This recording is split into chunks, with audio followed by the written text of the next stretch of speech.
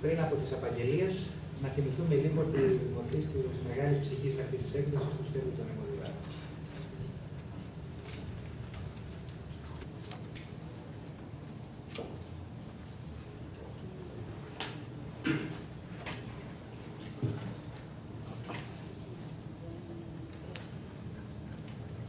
Ο όρκος του Γιώργου Θαλάσση.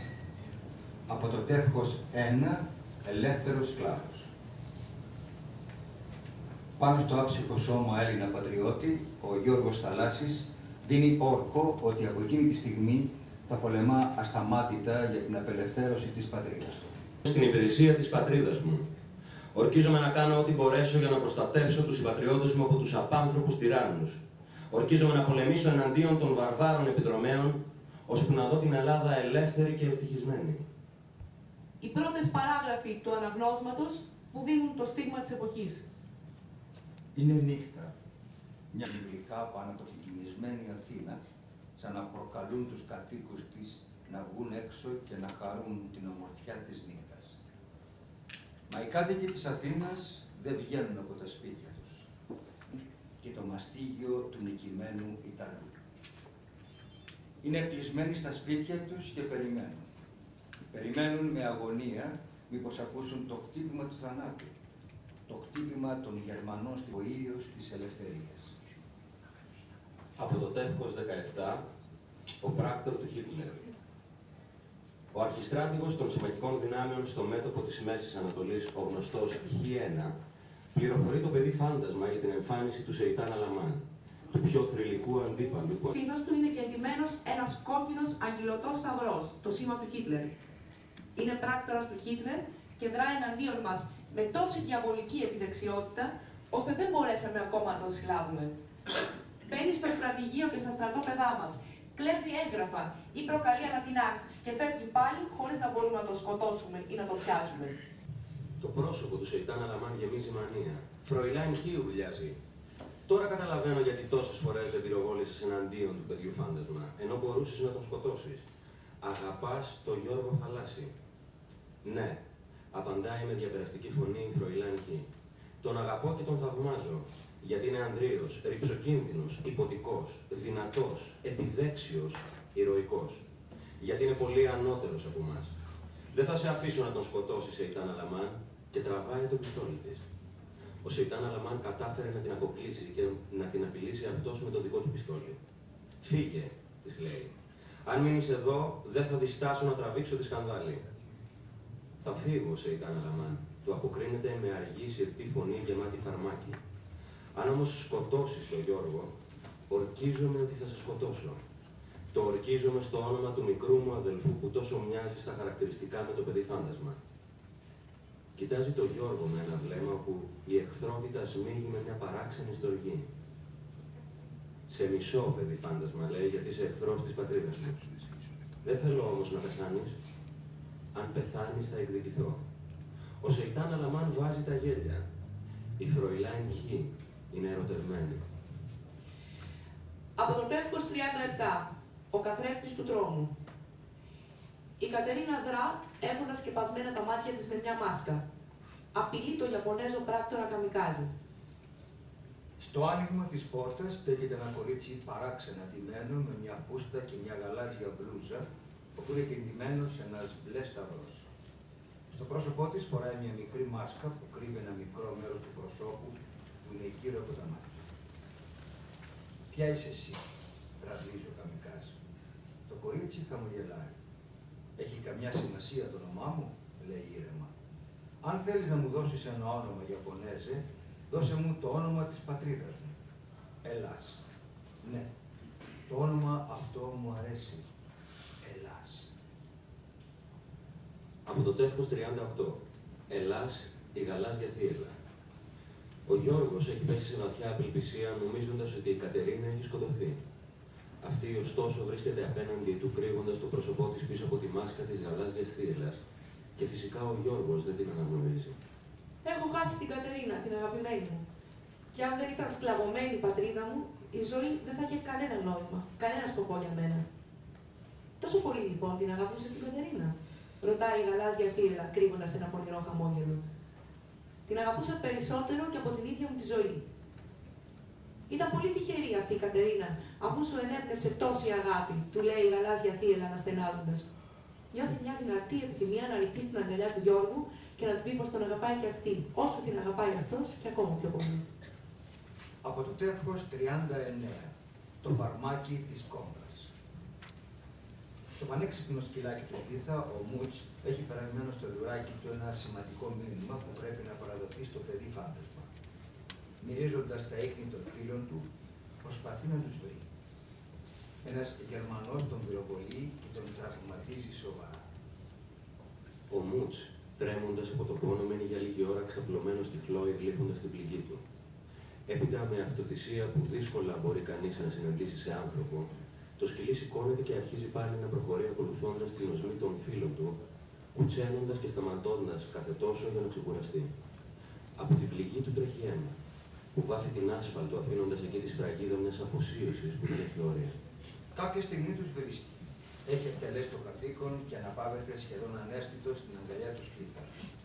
Αυτός κλαίγοντας τον αποκαλεί αδελφικό του φίλο. Ο Γιώργος, δίνοντας ένα υπέροχο μάθημα ζωοφιλίας, λέει στο Σπίθα. Πρόσεξε καλά αυτό που θα σου πω, γιατί κάθε στιγμή είναι πολύτιμη για τη ζωή του. Πρέπει να περιποιηθούμε τον Μούτς σαν άνθρωπο, σαν να ήταν ένας από εμάς. Θα φύγεις αμέσως. Θα γυρίσεις με τα πόδια στην Αθήνα και θα τον πας στο γιατρό της οργάνωσής μας. Θα μείνεις και εσύ εκεί να τον περιποιηθείς και θα περιμένεις νεοτέρες και μεγέθυνο. Ο μικροβιακός πόλεμος, από το τεύχος 73. Ο θάνατος του παιδιού φάντασμα. Σε εφημερίδες της εποχής, καλοκαίρι του 1954, δημοσιεύεται είδηση ότι οι Αμερικανοί στον πόλεμο της Κορέας ίσως έκαναν χρήση μικροβιακών όπλων. Η επικαιρότητα εντάσσεται για μια ακόμα φορά στην πλοκή των επεισοδίων του μικρού ήρωα, με δράστες ωστόσο τους Γερμανούς. Και νοήτο. Το παιδί φάντασμα νιώθει το αίμα του να παγώνει. Ο μικροβιακός πόλεμος. Οι Γερμανοί ετοιμάζονται να εξοπολίσουν εναντίον της Αμερικής τον πόλεμο των μικροβίων. Τον πιο τρομερό, τον πιο φρικτό, τον πιο απάνθρωπο, πιο ύπουλο και πιο άτιμο πόλεμο που έχει ποτέ επινοήσει ο νους του ανθρώπου. Χιλιάδες εκατομμύρια άντρες, γυναίκες και παιδιά θα βρουν το θάνατο, αν οι δολοφόνοι αυτοί κατορθώσουν να εξαπολύσουν τα μικρόβια τους. Από το τεύχος 120. Ο εφιάλτης πρόδωσε. Το επεισόδιο αναφέρεται στο μεγάλο μπλόκο των Γερμανών και των ευζωνικών ταγμάτων ασφαλείας στην Καλιθέα τον Αύγουστο του 1944. Το σκοτάδι που τυλίγει την Καλιθέα, το μεγάλο προάστιο της Αθήνας, είναι γεμάτο τρόμο και φρίκη. Ολόκληρη η Καλιθέα, από τον Ηλισσό έως τη λεωφόρο Συγκρού και από τα Σφαγεία έως τις Τζιφιές, είναι ζωσμένη από ισχυρές μονάδες Γερμανών και Ιταλών στρατιωτών και από πολυάριθμους πράκτορες του τυράννου. Μεγάλα αυτοκίνητα φορτωμένα πάνωφλους στρατιώτες κυκλοφορούν στους δρόμους και τα μεγάφωνα μεταδίδουν διαταγές στους τρομαγμένους κατοίκους. Προσοχή, προσοχή! Όλοι οι άντρες από ηλικίας 16 ετών και πάνω να συγκεντρωθούν στην κεντρική πλατεία. Όσοι δεν υπακούσουν θα του φεκιστούν επί τόπου χωρίς καμιά διαδικασία. Μέσα στα σπίτια, μητέρες και γυναίκες δακρύζουν και αγκαλιάζουν με λαχτάρα τους άντρες τους και τα παιδιά τους. Ξέρουν τι θα πει γερμανικό μπλόκο. Ξέρουν ότι πολλοί από εκείνους που θα πάνε στην πλατεία δεν θα γυρίσουν στα σπίτια τους. Σπαραχτικές σκηνές αποχωρισμού διαδραματίζονται μέσα σε όλα σχεδόν τα σπίτια και οι άντρες από 16 χρονών και πάνω βγαίνουν στους δρόμους και κατευθύνονται προς την κεντρική πλατεία, όπου έχει κιόλας εγκατασταθεί μια ισχυρή δύναμη των γερμανικών ταγμάτων εφόρου, των τρομερών SS. Στην πλατεία οι Έλληνες παρατάσσονται σε μια ατέλειωτη γραμμή κάτω από την απειλή των αυτομάτων και περιμένουν. Περιμένουν με καρτερία να ακούσουν την καταδίκη τους. Περιμένουν σφίγγοντας τα δόντια τους και προσπαθούν να παρηγορηθούν με τη σκέψη ότι μια μέρα ο ελληνικός λαός θα διώξει για πάντα τους τυράννους από τα ιερά ελληνικά χώματα, όπου γεννήθηκε για πρώτη φορά η ιδέα της ελευθερίας. Από το τεύχος 135, το τέρας του βυθού. Η αντιτουρκική έκρηξη οργής του συγγραφέα για τα γεγονότα της Κωνσταντινούπολης το Σεπτέμβριο του 1955 εκδηλώνεται σε ρυθμό κρεσέντο στο τεύχος αυτό. Το πρώτο και λιγότερο σκληρό από τα 3-4 σημεία σκληρής έως περιφρονητικής κριτικής για τους Τούρκους εντάσσεται στη σκηνή ανάθεσης αποστολής στο παιδί φάντασμα από τον Χ1 στην Τουρκία. Οι Τούρκοι, παρόλη τη συμμαχία τους με την Ελλάδα και τα άλλα ελεύθερα κράτη, προδίδουν τον αγώνα της ελευθερίας και συνεργάζονται κρυφά με τους Γερμανούς. Όσοι Έλληνες φεύγοντας κρυφά από την Ελλάδα για να φτάσουν στη Μέση Ανατολή, συλλαμβάνονται καθώς περνούν από τους Τούρκους, φυλακίζονται. Βασανίζονται από τους Τούρκους τελωνιακούς και αστυνομικούς που τους κλέβουν ό,τι πολύτιμο έχουν πάνω τους.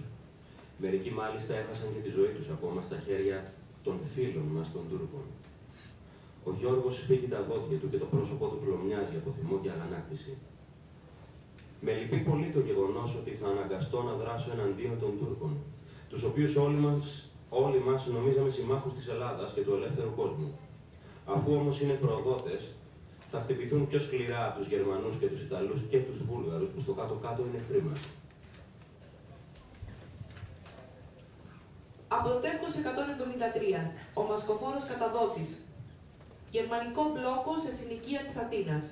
Ο Σπίθας βρίσκεται παγιδευμένος στον πλοιό των Γερμανών. Ταχύνει το βήμα του για να βγει από τη συνοικία πριν κλείσει τον μπλόκο, μα είναι πια πολύ αργά. Όλα τα περάσματα έχουν πιαστεί από τους Γερμανούς και ο Σπίθας αναγκάζεται στο τέλος να κατευθυνθεί και αυτό στην πλατεία μαζί με εκατοντάδες άλλους Έλληνες που βγαίνουν από τα σπίτια τους τρομαγμένοι και χλωμοί. Ξέρουν όλοι τι τους περιμένει εκεί. Η μάσκα θα κάνει την εμφάνισή της και το δάχτυλο του προδότη θα δείξει μερικούς από τους συγκεντρωμένους Έλληνες. Αυτό είναι αρκετό για να οδηγήσει τους δυστυχισμένους ανθρώπους στο εκτελεστικό απόσπασμα. Και περιμένει όρθιος κοντά στα δύο βαρέλια με το μπαρούτι που είναι ανοιχτά. Μία κίνησή του είναι αρκετή για να στείλει στον άλλο κόσμο όλους τους Έλληνες και όλους τους Γερμανούς που βρίσκονται μέσα στο σπίτι. Γύρω του, οι Έλληνες περιμένουν με πρόσωπα ήρεμα και αποφασισμένα. Δεν φοβούνται το θάνατο που θα τους αγκαλιάσει σε λίγες στιγμές. Μόνο οι μανάδες φύγουν με λαχτάρα τα παιδιά τους στην αγκαλιά τους και τα μάτια τους είναι δακρυσμένα. Είναι προτιμότερο να πεθάνουν τα παιδιά τους με τον τρόπο αυτό παρά να πέσουν στα χέρια των εχθρών. Από το τεύχος 223, ο τιμωρός.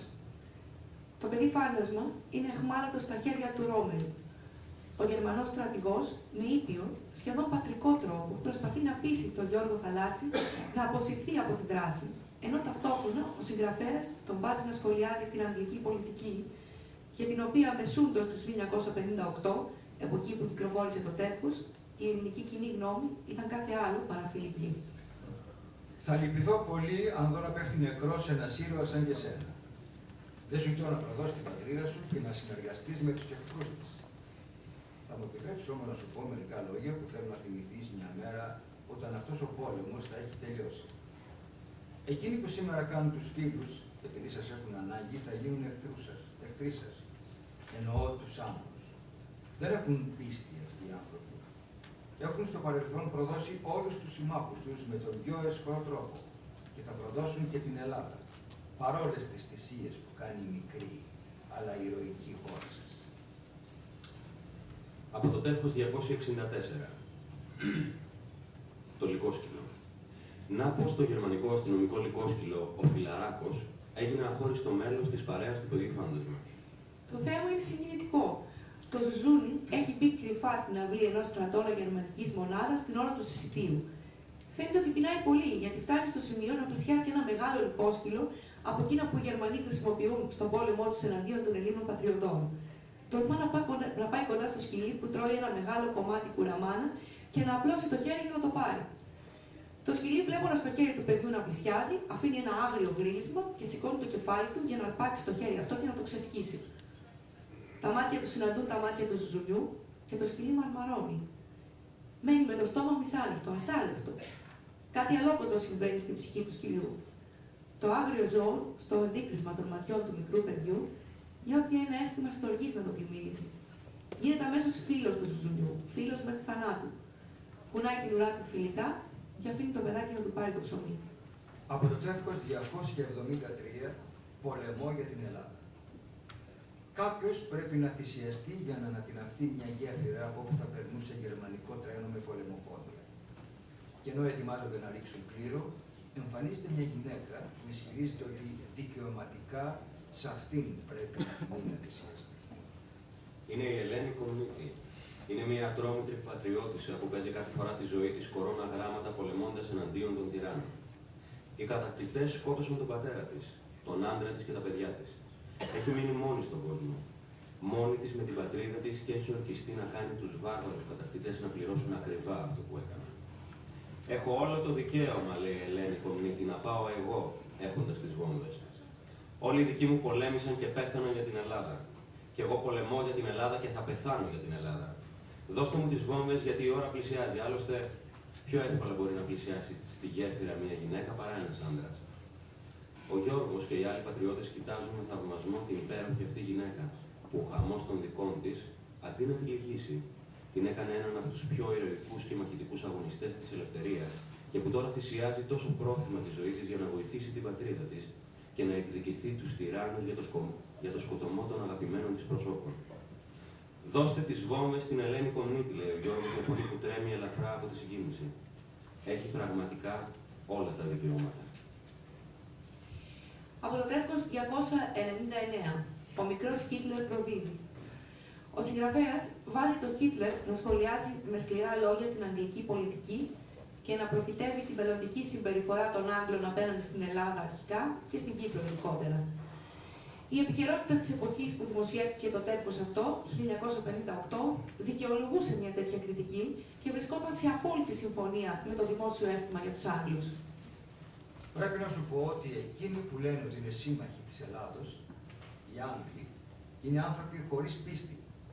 Έχουν πολλές φορές στο παρελθόν προδώσει τους συμμάχους τους και να είσαι βέβαιος ότι το ίδιο θα κάνουν και στην Ελλάδα όταν τελειώσει ο πόλεμος αυτός. Όσο σας έχουν ανάγκη, σας φέρονται με τον καλύτερο τρόπο. Όταν όμως δεν θα σας χρειάζονται πια, τότε θα δείτε ότι δεν είναι φίλοι σας, αλλά εχθροί σας. Από το τεύχος 322, ο πράκτορ μηχανή. Γερμανός πράκτορας χρησιμοποιεί μια μηχανή που εκπέμπει ηλεκτρομαγνητικά κύματα και εχμαλωτίζει τη θέληση των αντιπάλων του εξ αποστάσεως, προκειμένου να τους κάνει άβουλα όργανά του. Το παιδί φάντασμα είναι θύμα αυτής της σατανικής μηχανής. Αισθάνεται σαν να χώθηκε ξαφνικά μέσα στο μυαλό του ένα χέρι και να εχμαλώτισε τη θέλησή του. Θέλει να γυρίσει πίσω, μα δεν μπορεί. Καταλαβαίνει ότι αν υπακούσει στη διαταγή αυτή είναι χαμένος. Στο τέρμα του δρόμου του θα πέσει στα χέρια του αόρατου και ενηγματικού πράκτορα του εχθρού. Σφίγγει τα δόντια του και προσπαθεί να αποτινάξει από πάνω του τη φοβερή επίδραση του άγνωστου αντιπάλου του, που από μακριά είναι ικανός να επιβάλλει τις θελήσεις του. Μερικές στιγμές περνούν έτσι. Ο Γιώργος λυκνίζεται, μια προς τα εμπρός και μια προς τα πίσω. Ξαφνικά ο Γιώργος νιώθει το χέρι που το εχμαλωτίζει στο μυαλό και τη θέληση να χαλαρώνει. Το σφίξιμο και να αποσύρεται. Είναι ελεύθερος. Τα μάτια του ξεκαμπώνουν. Από το τεύχος 337, το γεράκι χάνει τα φτερά του. Το παιδί φάντασμα έχει εχμαλωτήσει τον Γερμανό πράκτορα Γεράκι και του κάνει αντιπολεμικό κήρυγμα. Και τα εκατομμύρια των ανθρώπων Την απειλή τους, αν δεν τους αποκάλυπτε όσα τους ζητούσαν να μάθουν. Το τυφλώνουν με πυρωμένο σίδερο. Με τα χείλη σφιγμένα, ο Γιώργος βλέπει το πυρωμένο σίδερο να πλησιάζει στα μάτια του. Η φωνή του Δήμιου λέει: «Λέγε, αν δεν μιλήσεις, σε λίγο θα είσαι τυφλός. Θα σε αφήσουμε τότε ελεύθερο να ζητιανεύεις. Θα γίνεις ένας ζητιάνος. Λέγε». Μα τα χείλη του Γιώργου μένουν σφραγισμένα. Κλείνει τα μάτια του. Μα το σίδερο είναι τόσο πυρακτωμένο και η ακτινοβολία του τόσο δυνατή, ώστε ο Γιώργος εξακολουθεί να το βλέπει ακόμα και με τα βλέφαρά του κλειστά. Ξαφνικά ένας διαπεραστικός πόνος μαχαιρώνει τα μάτια του και βυθίζεται σαν στιλέτο ως το μυαλό του. Το σίδερο δεν τον έχει ακόμα εγγίξει, κι όμως έχει αρχίσει να κάνει το κακό. Τα μάτια του ψήνονται κυριολεκτικά από την τρομακτική θερμότητα που εκπέμπει το σίδερο. Ο Γιώργος μένει σιωπηλός. Το πρόσωπό του έχει γίνει μια αγνώριστη μάσκα πόνου και απόγνωσης. Ακούει τους Βουλγάρους να βγαίνουν ένας-ένας και να κλείνουν την πόρτα. Μένει μόνος. Τότε τον παίρνει το παράπονο και αρχίζει να κλαίει. Δάκρυα κυλούν από τα μάτια του, κάνοντάς τα να τσούζουν ακόμα πιο πολύ. Κλαίει το χαμένο του φως και τότε δεν θα μπορέσει πια να πάρει μέρος για την απελευθέρωση της πατρίδας του. Αυτό το τελευταίο είναι που του κοστίζει πιο πολύ.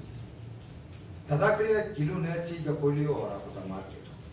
Έπειτα η εξάντλησή του νικάει και το ηρωικό παιδί κάνει τις αισθήσεις του κρεμασμένο έτσι όπως είναι από το χαλκά του ταβανιού, σαν ανθρώπινο κουρέλι. Από το τεύχος 411, δύο ήρωες πεθαίνουν.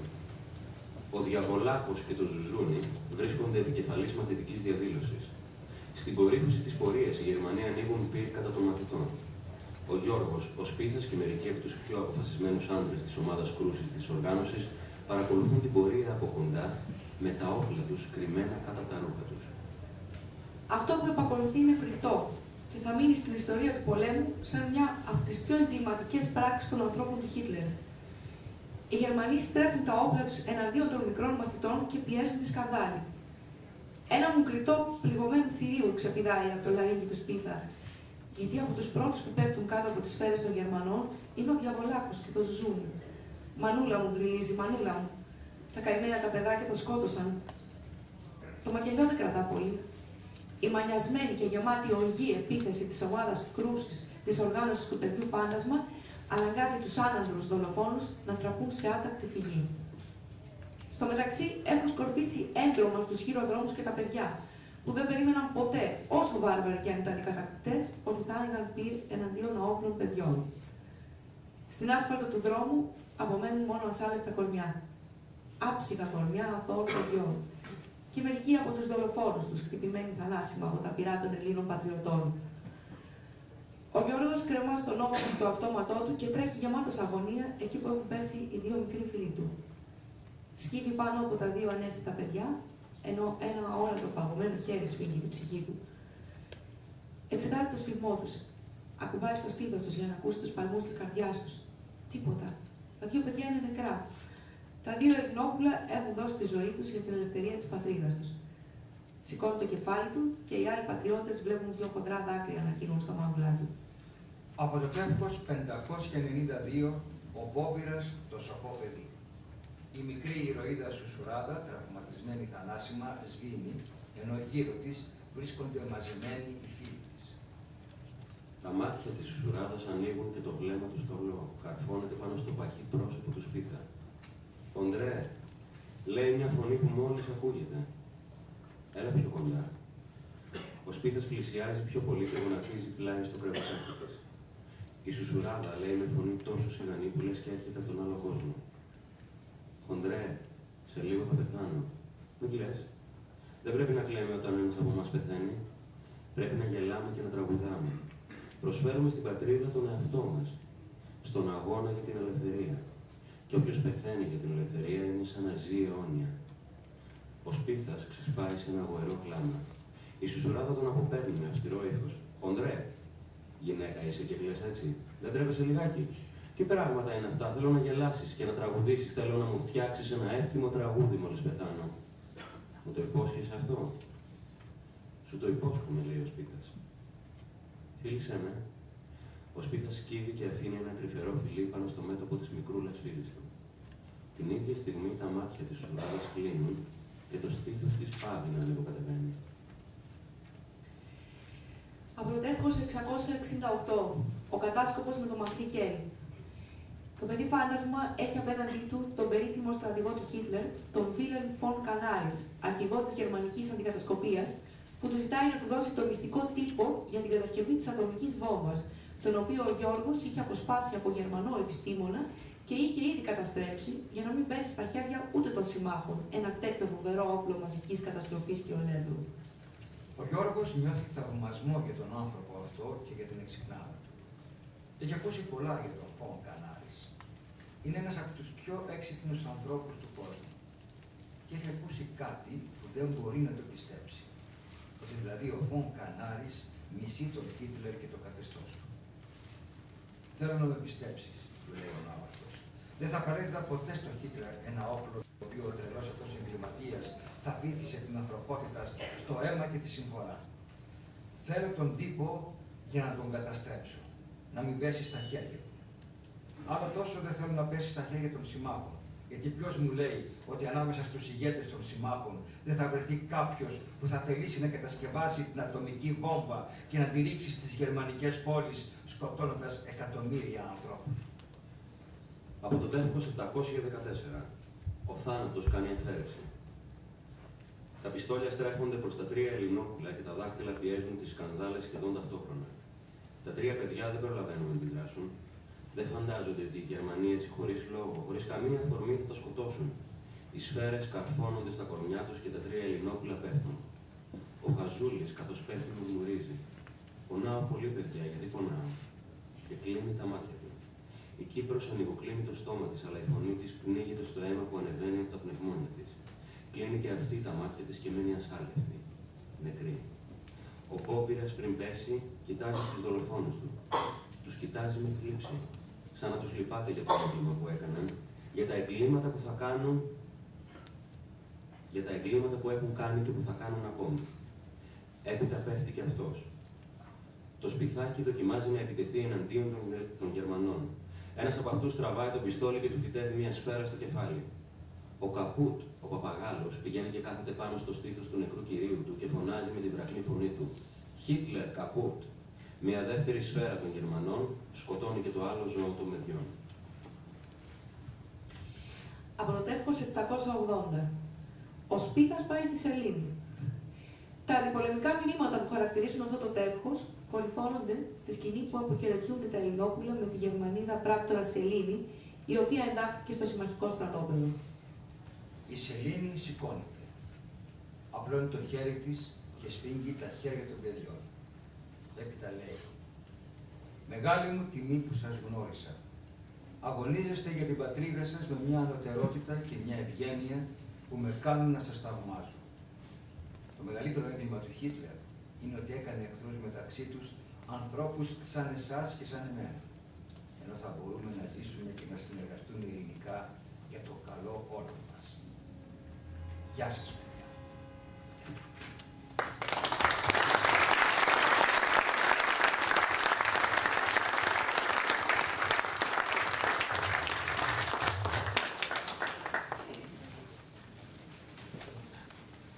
Ακούγοντας αυτά τα κείμενα, ένα σημερινό ρεπορτάζ από τη Βαγδάτη σε πολλά σημεία.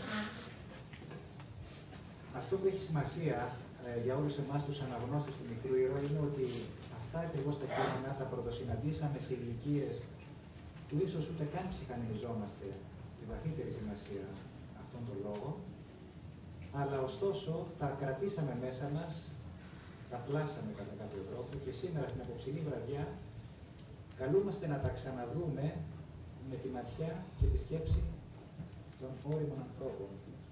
Θα ήθελα να καλέσω από τους 4 συζητητές, τους 3, δυστυχώς να πω ότι ο Στάθης δεν μπόρεσε να έρθει, είναι άρρωστος και ζητάει συγγνώμη για αυτό. Θα ήθελα λοιπόν να ζητήσω να έρθουν κοντά μας ο ευρωβουλευτής ο Μιχάλης Παπαδονάκης, ο δημοσιογράφος ο Πέτρος ο Μαντέος και ο σκηνοθέτης ο Σταύρος ο Καπλανίδης.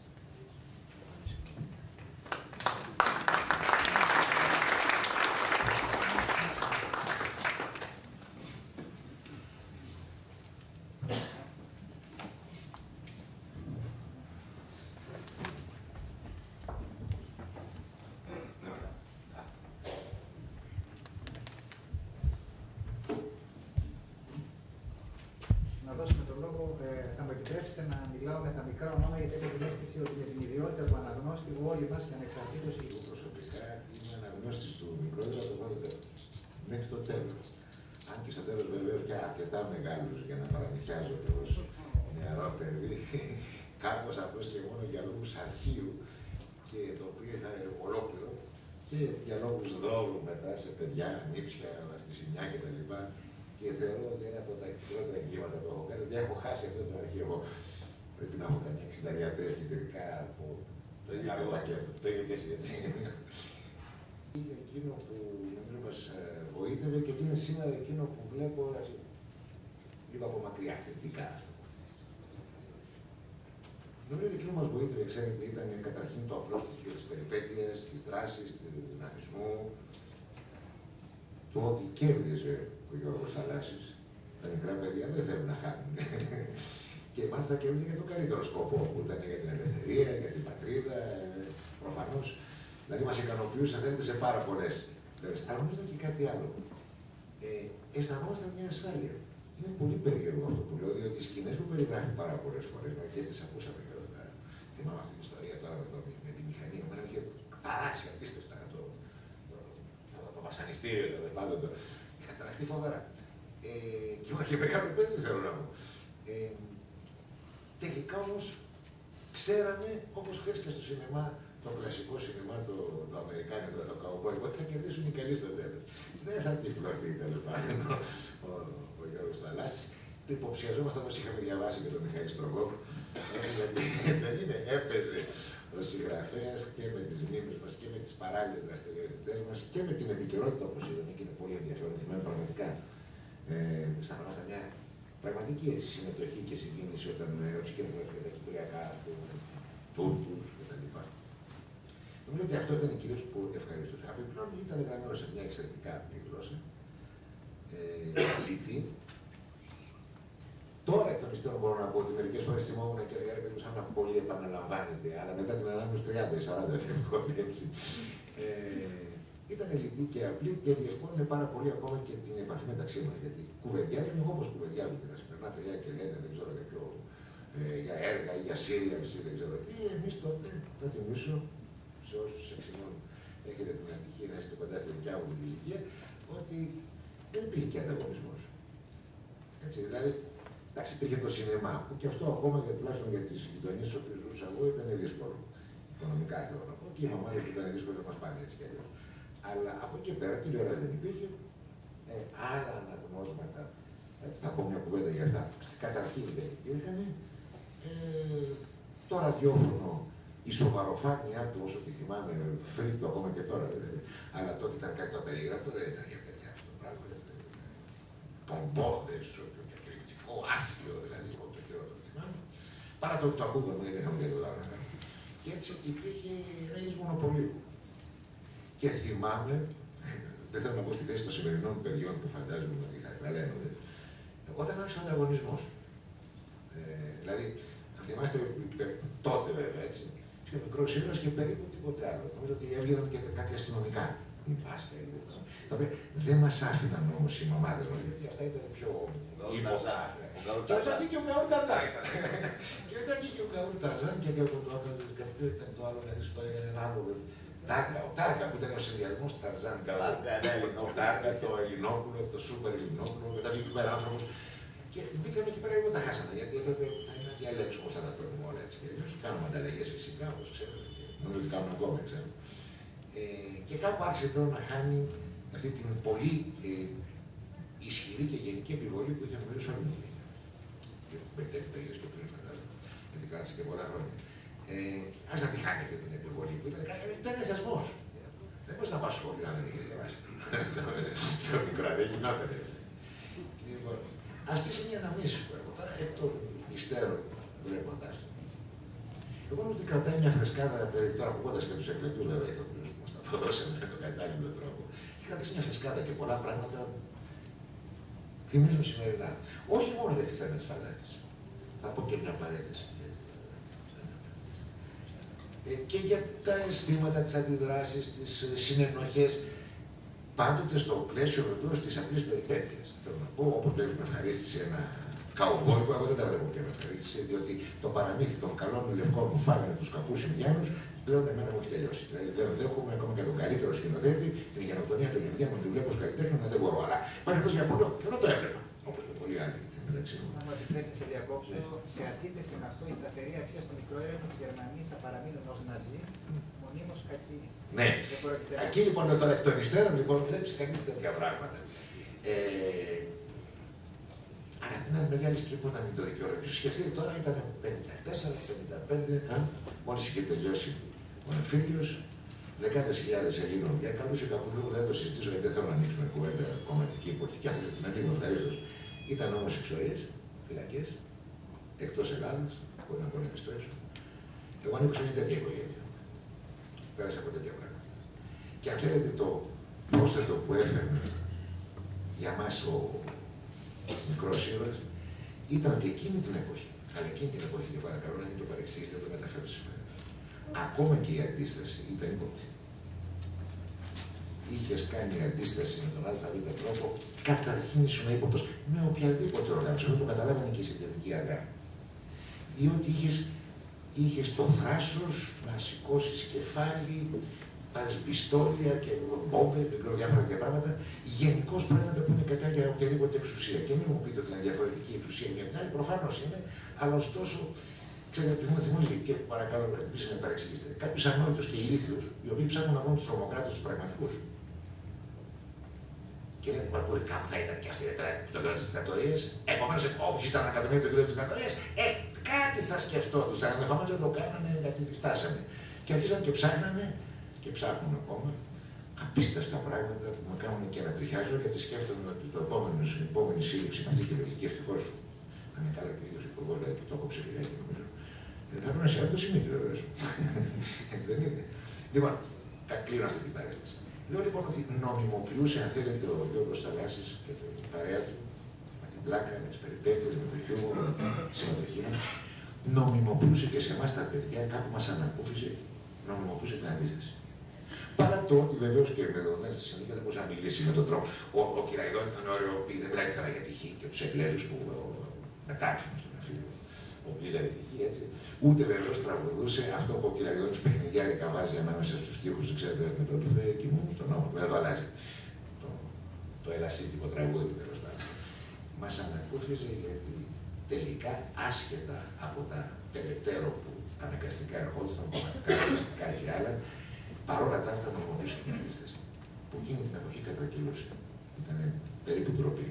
Αντιθέτως, ήταν μεγάλο asset, όπως λένε οι φίλοι μου, για να μην χρησιμοποιήσω άλλον όρο, το να μην έχει κάνει αντίθεση ή και να την έχει πολεμήσει. Και νομίζω ότι αυτά είναι τα δύο που θυμάμαι τα πολύ θετικά. Από εκεί και πέρα, προφανώς πέφτει και στην γενίκευση, προφανώς πέφτει και έχει κάποιες χρειές κατά καιρούς, έτσι ελαφρώς ρατσιστικές, περίπου νομίζω αναπόφευκτες σε καιρός τέτοιων αντιπαραθέσεων. Δέστε σήμερα τι λένε οι Ιρακινοί για τους Αμερικανούς, και όταν μην το λένε, και τι λένε και οι Αμερικανοί για τους Ιρακινούς. Είναι όλοι οι εγκληματίες που λένε πάνω σε το καθήκιο, ψευτικισμένοι, πανάπτυκτοι, το διάφορα. Μέσα στην αντιπαράθεση ίσως να δικαιολογούνται. Αλλά πάντως ειλικρινά, αυτό όταν το λέμε τώρα, κάπου σε ενοχλεί. Με όλα τα αυτά πιστεύω. Πιστεύω ότι θα έπρεπε, ειλικρινά το λέω και χωρίς δημαγωγία καθόλου, επειδή με ρωτήσανε και τι δράσεις να κάνει ο όμιλος των φίλων του μικρού ήρωα, του οποίου μέλος θα ήθελα να γίνω και εγώ. Ένα πράγμα το οποίο θα έπρεπε να κάνει και το βλέπω σε άλλες χώρες. Θα έπρεπε με μια πολύ σοβαρή επιλογή και πολύ προσεκτική για να αποφύγουμε, αν θέλετε, τα συγκυριακά και ενδεχομένως έτσι αρνητικά στοιχεία, να μπουν κείμενα στα σχολικά βιβλία.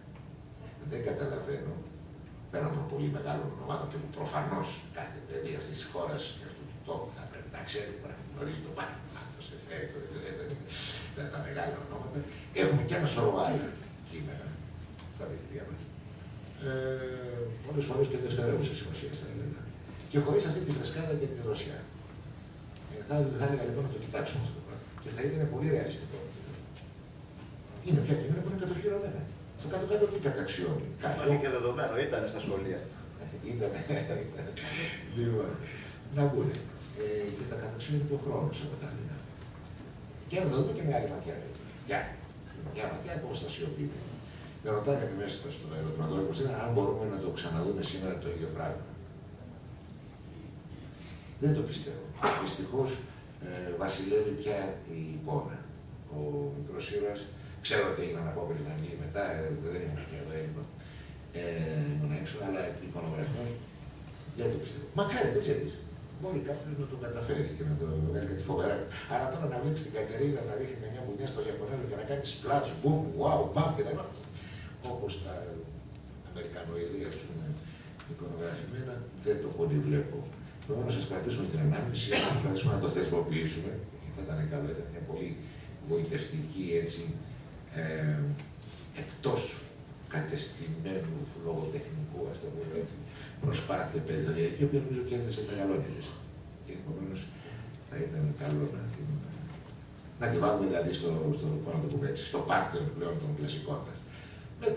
Με το βάρος που έχει φυσικά και χωρίς να κάνουμε υπερβολές, γιατί δεν είναι.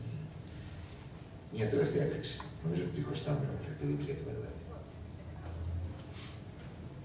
Δεν ξέρω τι θα γίνει, μάλλον ξέρουμε όλοι τι θα γίνει. Η στρατιωτική επικράτηση δεν βάζει κανένα ερώτημα του κανένα, νομίζω σε κανένα. Και δεν είναι αυτό να πάρει στο πάρος του μέσου του άλλου για την κυβερνητική παρατήρηση. Εμπνεόμενος λιγάκι από τον Γιώργο Θανάση, θα κάνουμε.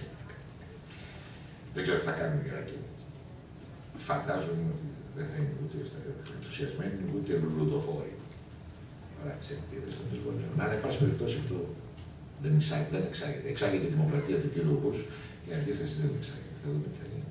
Ωστόσο, εμπνεόμενος, θα λέγα ότι δεν θα έπρεπε εμείς τουλάχιστον στα μυαλά μας και όπου μπορούμε στις πράξεις μας να επιτρέψουμε με κανέναν τρόπο η στρατιωτική επικράτηση, δεν μπορώ να την αποκαλέσω καν νίκη, να μετατραπεί και σε πολιτική νίκη.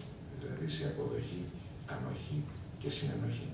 Και εκεί έχουμε και εμείς να βάλουμε ίσως κάποιο μικρό πετραδάκι. Γιατί δεν θα τελειώσει η ιστορία βεβαίως με την κατάληψη της Βαγδάτης. Δεν ξέρω πόσο οι σύντροφοι οι Αμερικανοί έχουν μελετήσει το θέμα του. Θεωρώ πολύ σοβαρού γιατί επομένως μάλλον θα το έχουν μελετήσει στα διάφορα think tank τους, αλλά πρέπει να έχει και την κατάλληλη παιδεία, ιστορία και ορίδα πνεύματος, έτσι. Δεν ξέρω αν έχουν μελετήσει τι σημαίνει στρατιωτική κατοχή. Στρατιωτική κατοχή σημαίνει αυτά που λέει ο Αναμοδράς στο Γερό Θαλάσσι. Όλα. Όλα θα το πιούνε το ποτήρι μέχρι το τέλος. Δεν ξέρω τι άλλαγες θα κάνει και στους Σύριους, γιατί στους πολέμους εκείνος που κάνει είναι εκείνος που τον κάνει τελικά. Και κουκουλοφόρους, και πουίσλι, και δοσιλόγους, και μπλόκα, και καταδότες, και όλα τα υπόλοιπα στρατόπεδα συγκέντρωσης θα τα πιούνε όλα. Και πρέπει να είμαστε εκεί τουλάχιστον για να μην γίνουν κρυφά.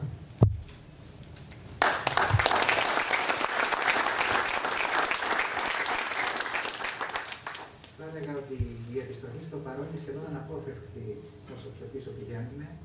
Θέλω να δώσω το λόγο στον Πέτρο τον Αντρέο, στον Πέτρο, σύμφωνα με τους κανόνες της απόψινής βραδιάς, να μας περιγράψει από τη δικιά του γενιά, τη δικιά του ηλικία και τη δικιά του γειτονιά τη σχέση του και τις αναμνήσεις με τον μικροϊρό. Έχετε την μικροϊρωνική καλησπέρα, όλες και όλοι. Και όταν λέω μικροϊρωνική καλησπέρα, εννοώ μια ταπεινή καλησπέρα, γιατί ο μικρός ήρωας ήταν ένα ταπεινό ανάγνωσμα που εμάς τους τότε αναγνώστες, τα παιδιά, μας έκανε να νιώθουμε μεγάλα και σπουδαία. Ευτυχώς μπορούμε και μιλάμε. Δεν είμαι ρήτορας, πολύ θα ήθελα να μιλήσω κι εγώ όπως ο Μιχάλης, αλλά αυτά που έχω να σας πω θα σας τα διαβάσω, γιατί είμαι γραφιάς. Θα πω όμως κάτι έτσι διαζώσεις και από την ψυχή μου. Ευτυχώς μπορούμε και μιλάμε. Μερικές ώρες από τώρα, λίγο αργότερα δηλαδή, στην από εκεί πλευρά του Ατλαντικού, πρόκειται να γίνει μια ομιλία. Η ομιλία αυτή είχε θέματα ανθρωπιστικά. Και η ομιλήτρια ήταν η Σούζαν Σάρντ. Ειδοποιήθηκε λοιπόν πριν από 2-3 ημέρες ότι ματαιώνεται η ομιλία της. Επιτρέψτε μου τα σημερινά μου μικροϊρωνικά να τα αφιερώσω στους Αμερικανούς ειρηνιστές, στους ειρηνιστές όλης της γης και να υποκληθώ στα θύματα της αμερικανοβρετανικής επίθεσης στο Ιράκ, την οποία περιέργως και επειδή έχουν βέβαια και τους τρόπους, προσπαθούν να την πασάρουν σε εμάς και διατυπώνω προσωπική μου άποψη σαν πόλεμο. Δεν είναι πόλεμος, είναι κατά τη γνώμη μου μονομερής, αυθαίρετη αμερικανοβρετανική επίθεση. Θέλω κι εγώ μετά από αυτό το σύντομο, λιγάκι φορτισμένο συναισθηματικά πρόλογο, θέλω κι εγώ με τη σειρά μου να ευχαριστήσω τους φίλους του μικρού ήρωα που μου ζήτησαν να είμαι ένας από τους απόψινούς αναγνώστες αυτού του θρυλικού τώρα πια περιοδικού και να τους ευχηθώ ωραίες περιπέτειες. Τίποτε άλλο. Νομίζω τα λέει όλα αυτή η ευχή. Ομολογώ ότι με βασάνισε πολύ πριν πιάσω να γράψω αυτές τις σημειώσεις, εάν πρέπει να ανοίξω βιβλία, αυτό που λέμε να φρεσκάρω τα γεγονότα. Τελικά προτίμησα να αφήσω τα βιβλία στην άκρη και να ξεφυλίσω τις μνήμες μου, έτσι όπως ερχόντουσαν άτακτες προχθές το βράδυ, με χαμηλή υπόκρουση βομβαρδισμούς από την τηλεόραση. 50 χρόνια μικρός ήρωας. Πολύ θα ήθελα να ήταν απόψε εδώ ο Γιώργος ο Τρεχάλας, η Ελευθερία η Πιπίλα, ο Σάκης ο Ξουρίας, η Ελενάρα το Αγοροφόριτσο, η Μέρη Ψιλομίτα, να ζούσε ο Θοδωρής ο παππούς, ο πιο ζωηρός και ο πιο επινοητικός, ο πιο τολμηρός, αυτός που αναλάμβανε τις επικίνδυνες αποστολές, το παιδί φάντασμα της μικρής, ξυπόλυτης συμμορίας μας, εκεί κάπου στην άκρη και στο κέντρο του κόσμου, σε έναν προσφυγικό, πληθόχθιστο συνοικισμό στους αμπελοκήπους. Με το σπλαχνικό όνομα Στέγη Πατρίδος. Με στέγες από κεραμίδια και πισόχαρτα που ανεμοδέρνουν. Πλάι στη Σεβαστοπούλιο σχολή. Και ακριβώς απέναντι μια δρασκελιά δρόμος από την έπαυλη του Αμερικανού πρέσβη που τότε λεγόταν Πιουριφόη. Στην Πάλα και στο Πατίνι, στο Πετροπόλεμο, τα αγόρια, στα Μιλαρόνια και στον Κύριο Βαγκαίο, νοσοκόμες, τα κορίτσια. Μια ηλικία. Στην ανάπαυλα της μάχης βουτούσαμε στον μικρό ήρωα για να πάρουμε ιδέες. Πώς γίνεται η πάλι, ακούγομαι καλά, μήπως φωνάζω. Ακούγομαι καλά. Στην ανάπαυλα της μάχης βουτούσαμε στον μικρό ήρωα για να πάρουμε ιδέες. Πώς γίνεται η πάλι σώμα με σώμα. Οι λαβές, τα κεφαλοκλειδώματα και τα αεροπλανικά. Πώς σχεδιάζεται μια επιχείρηση. Ποιος θα βαστάει τσίλιες, ποιος θα σκαρφαλώσει στη μάντρα για να κρέψει τα τζάνερα, πώς θα διαφύγουμε αν μας πάρουν χαμπάρι και πού θα βρεθούμε για να μοιραστούμε τη λία. Κάναμε κι άλλα, πιο επικίνδυνα. Αλλά λέω μέρες που είναι, με τόσα φαντάσματα και τόσα τόμαχο, να κρύβω μερικά λόγια. Κανένας δεν ξέρει τι γίνεται. Ακριβώς δεν θυμάμαι πότε και πώς έπεσε στα χέρια μας ο πρώτος μικρός ήρωας. Ούτε συζήτηση βέβαια για έναν ο καθένας. Ένας για όλους και όχι πάντα. Τα λεφτά στη γειτονιά εκείνο τον καιρό και στη δικιά μας, φαντάζομαι και σε πολλές άλλες γειτονιές της Αθήνας, ήταν ένα είδος Bin Laden. Τα έβλεπες, αλλά ήταν άπιστα. Λαχταριστός ο μικρός ήρωας περνούσε από χέρι σε χέρι, ώσπου κυριολεκτικά ματιόταν. Δεν του έμενε τίποτα, ούτε τα σειρματάκια, κάναμε τις σελίδες, γινόντουσαν αυτά τα ωραία πράγματα. Συχνά τον διαβάζαμε όλοι μαζί, από κάνα 2 σελίδες ο καθένας. Πιο συχνά κλέβαμε τους μεταχειρισμένους από γειτονικό περίπτερο που είχε μαγαζί και σπίτι ένας δύστιχος, ανάπηρος και από τα 2 πόδια, που 2 από εμάς τον παραπλανούσαμε και οι άλλοι 2 του ξαφρίζαμε τους μικρούς ήρωες, πότε και τα γραμματώσαμε. Με ένα κόλπο σαλιώναμε εδώ το μαξιλάρι της παλάμης, κάναμε πως δείχνουμε ένα γραμματώσιμο και αυτό που θέλαμε να κλέψουμε κολλούσε κάτω από την παλάμη μας.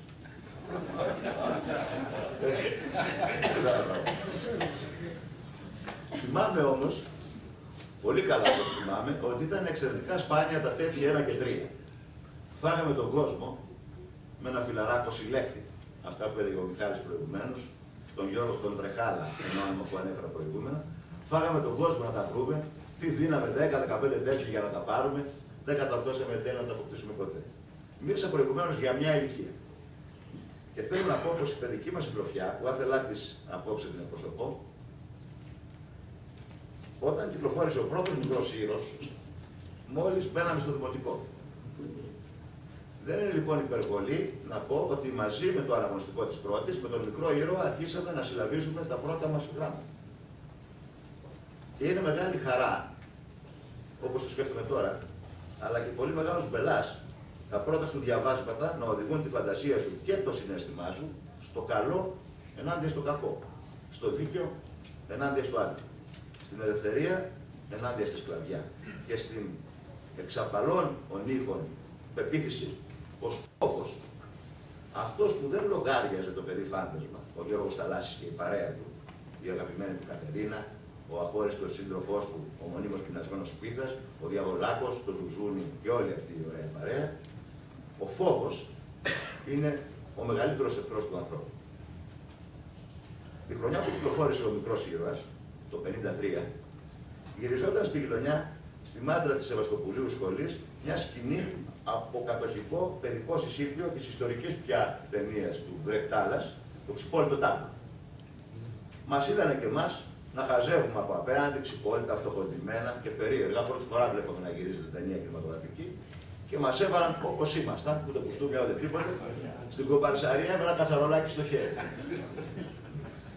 Από ένα τέτοιο ξυπόλυτο τάγμα θα ξεπήδησε, φαντάζομαι, μέσα από την αναπλαστική και αφηγηματική ευχέρεια του Θάνου Αστρίτη, του αξέχαστου Στέλιου Αλεξανδράκη, ο μικρός ήρωας. Πέρσι, ακριβώς πέρσι, μπορεί να ήταν και τέτοια εποχή, που βέρχεται στο μοναστηράκι με έναν γνωστό μου πλανόδιο παλαιοπόλη. Αυτός ήταν μεγαλωμένος όπως και εγώ σε ένα προσφυγικό συνοικισμό των Ανατολοκήπων. Και είναι ο τελευταίος επιζών μιας κατοχικής αλυτοπαρέας, παρακαλώ πολύ να βάλετε σε εισαγωγικά την αλυτοπαρέα, άλλες είναι αλυτοπαρέες που δεν θέλουν εισαγωγικά. Μιας κατοχικής λοιπόν αλυτοπαρέας, 10-12 παιδόπουλα από 10 έως 16 χρόνια το καθένα, που ήταν η περίφημη Σαλταδόρη της Ομόνιας. Ήταν η ομάδα των Σαλταδόρων της Ομόνιας. Μου αφηγούνταν λοιπόν αυτός ο φίλος, ο γνωστός, με πόσο απίστευτο για μένα θάρρος, σαλτάριζαν στα διερχόμενα γερμανικά καμιόνια και πετούσαν στον δρόμο τρόφιμα για τους πεινασμένους. Βούρκωσε όταν μου μίλησε για τον αρχηγό τους. Ένα 16χρονο αγόρι που το θάρρος του ξεπερνούσε κάθε φαντασία και το μυαλό του ήταν ξηράφι. Τον θέρισε η γερμανική σφαίρα επάνω στην ώρα που έκανε το Σαλταδόρι. Δεν ξέρω και αν τον έκρεψε κανείς. Μπορεί και να λεγόταν Γιώργος Θαλάσσης. Σκέφτομαι τώρα που όπως και στα χρόνια που δρούσε το παιδί φάντασμα η μαυρίλα ζώνει πάλι τον κόσμο, σκέφτομαι λοιπόν πως ο δικός μας μικρός ήρωας, αυτή την παρατήρηση που σας διαβάζω τώρα θα την εντυπωσιεύσω. Μπορεί να σας κάνει εντύπωση, αλλά συμβαίνει με μας τους γραφιάδες.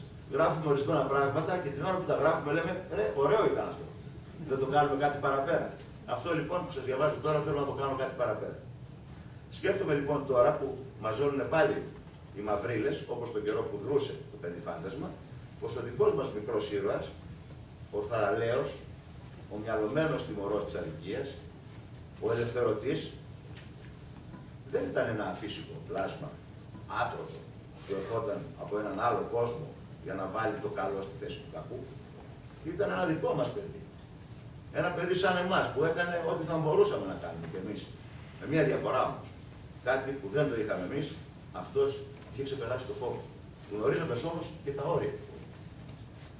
Θέλω να τον αντιπαραθέσω, αγαπητές φίλες και αγαπητοί φίλοι, θέλω να αντιπαραθέσω τον Γιώργο Θαλάσση, καθόλου τυχαία, σε κάτι άλλους παιδικούς ήρωες που έθρεψαν και αυτοί με τα κατορθώματά τους γενιές και γενιές και τις παρακαταθήκες τους τις βλέπει σήμερα ο κόσμος και φρίκος. Μιλώ βέβαια για τους αμερικανοθρεμένους Σούπερμαν και Μπάτμαν και Σπάιντερμαν που δεν τους γέννησε ούτε γη ούτε μάνα. Ήρθαν από άλλους γαλαξίες να διώξουν το κακό από τον πλανήτη μας, βέβαιοι ότι κακό δεν πρόκειται να πάθουν οι ίδιοι, αφού εκ φύσεως ή εκ πεποιθήσεως είναι άτροποι, επιπλέον και αθάνατοι. Σκέφτομαι ακόμα πόσο χρήσιμος θα ήταν τώρα με το τεράστιο επιστημιστικό πρόβλημα που αντιμετωπίζουν οι Ιρακινοί ένας πίθας που παρότι λέμαργος προτιμούσε να προπηδάνε τα άντερά του από την πείνα παρά να στερηθεί μια μπουκιά ψωμί ένας πεινασμένος. Τη χρονιά που γεννιόταν ο μικρός ήρωας, το 1953, οι Αμερικανοί παρέα με τους Εγγλέζους ανέτρεπαν τον εκλεγμένο πρόεδρο του Ιράν, Μοσαντέκ. 50 χρόνια μετά, η συνέχεια στο επόμενο. Σας ευχαριστώ πολύ.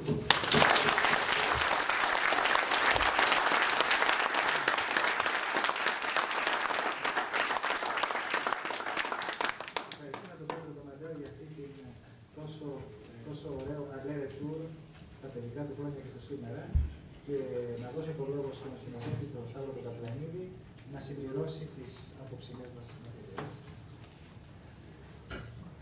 Καλησπέρα σας. Το δικό μου το κείμενο είναι γραπτό επίσης και πολύ πιο σύντομο, δυστυχώς. Για πολλούς λόγους. Πρώτον, γιατί γνώριζα ότι δεν θα καταφέρω να συντονιστώ τους συνομιλητές μου. Και δεύτερον, προσπάθησα, εν πάση περιπτώσει, νομίζω υπάρχουν πάρα πολλά σημεία που ταυτιζόμαστε. Λοιπόν, όταν το 1952 κυκλοφόρησε το πρώτο τέχνος του μικρού ήρωα, ήμουν 7 χρονών. Δεν θυμάμαι πότε διάβασα για πρώτη φορά τον μικρό ήρωα, ούτε ποιο τέχνος ήταν. Ξέρω όμως ότι λίγα χρόνια αργότερα η μικρή μου βιβλιοθήκη φιλοξενούσε πολλά τέχνη. Τεύχη άλλοτε αγορασμένα με ρέστα, έξυπνα και παιδικά κατακρατημένα από τα χρόνια στο μπακάλι, διότι τότε οι γονείς μας μαθαίναν ακόμα για τις όλες. Άλλοτε κλεμμένα με απαράμιλο ηρωισμό από τον ψιλικατζή της γειτονιάς, όπως έλεγε ο κ. Μαντέος πριν, και μερικές φορές δανεισμένα από φίλους που δεν τα ξανάβλεπαν ποτέ πια. Πραγματική λογοτεχνική θησαυρή, αποκτημένη, τοποθετημένη δίπλα από τις μεταφράσεις και αποδόσεις των κειμένων του Ηλίου Βέρνε, του Μαλό, του Τερπάντες, του Καρόλου Ντίκενς, του Ντουμά και πολλών άλλων. Ο Δον Κιχώτης, φανταστείτε, ο Τόμ Σόγερ, ο Όλιβερ Twist, ο Ροβισώνας, η Αλίκη της χώρας των θαυμάτων, οι τρεις σωματοφύλακες και ο Γιώργος Θαλάσσης πλάι-πλάι. Από τη γη στη Σελήνη και από εκεί στο νησί των Θησαυρών, στην Ανδαλουσία με το Σάντσο, στις Βερσαλίες και μετά στην κατεχόμενη Αθήνα του 40, ή στην Αυλή των Θαυμάτων με τα κουδούνια του κρεμαστού Ανδρίκελου, που δοκιμάζαν τα παιδάκια για να μην ακούγεται όταν πάνε να κλέψουν το πορτοφόλι. Αυτά τα κουδούνια που ηχούν ακόμη και σήμερα υποφαντρικά και απειλητικά στο μυαλό. Νομίζω από εκεί θα πρέπει να εμπνεύστηκαν αυτά τα κουδούνια στα μάτια της που φαντάζομαι ότι είναι τίποτα. Ευτυχώς το ψιλικατζής δεν είναι και εδώ πέρα. Ο γύρος του κόσμου λοιπόν, όχι σε 40 μέρες, αλλά το μήκος της μικρής βιβλιοθήκης. Η βιβλιοθήκη που όπως διαπιστώνεται σήμερα δεν ήταν μόνο του 50, του 60 ή του 70, αλλά είναι και του 2003. Ο ατρόμητος Γιώργος Θαλάσσης, η γλυκιά Κατερίνα, ο αχόρταγος Σπίθας, κατά καιρούς αμφισβητήθηκαν. Η διανομενίστικη σκλήρινση δεξιών και αριστερών, κάποιος σκεπτικισμός και μια ψευδεπίγραφη ανάγκη πραγματικότητας, γαγκρενοποίησαν, όμως ποτέ δεν μπόρεσαν να αντικαταστήσουν τους μικρούς ήρωες. Θέλω να πω ότι κι αν τα πιτσιρίκια είχαν δίκιο. Αν ο Γιώργος δεν είναι μόνο ατρόμητος, αλλά φοβάται κιόλας. Αν η Κατερίνα δεν είναι μόνο γλυκιά, αλλά είναι ικάνη, δύσκολη. Και επίσης ο Σπίθας δεν έχει χαρακτηριστικά σαρκοβόρο. Λοιπόν, Τι, είναι βεζετέρια. Ναι, όμως κοιτά, ήταν όλο πεινωμένος και ήταν χοντρός. Αυτό με βάζει πόλο συνέχεια. Και ο Χατζηδάκης ήταν χοντρός, αλλά ήταν λεπτός.